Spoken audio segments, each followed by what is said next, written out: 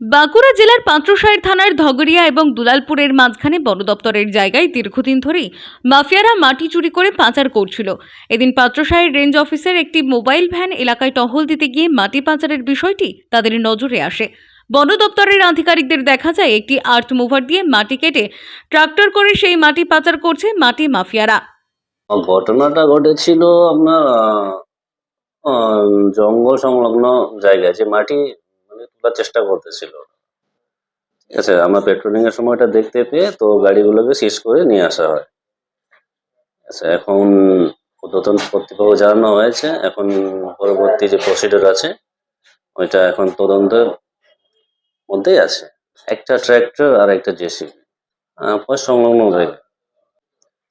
এটা তো বলতে কালকে আমি যখন পেট্রোলিং গেলাম তো ওই রাস্তাতে ওই রাস্তা দিয়ে আসলাম তো দেখতেছি ওখানে রাস্তা মাটি নিয়ে যাওয়া আসা এরকম কি বোঝা গেল। তারপরে আমরা গেলাম ওখানে, গিয়ে দেখলাম যে একটা জেসিবি আর ট্রাক্টর ওখানে দাঁড়িয়ে আছে। না না না, কেউ গ্রেপ্তার।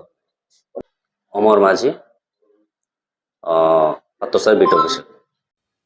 তাদের সঙ্গে জিজ্ঞাসাবাদ অসঙ্গতি মেলায় তড়িঘড়ি মাটি পাচার বন্ধ করে দেয়। ঘটনাস্থল থেকে সিজ করা হয় একটি ট্রাক্টর ও একটি আর্থ মুভার। বিষয়টি নিয়ে পূর্ণাঙ্গ তদন্ত শুরু করেছে বন দপ্তর।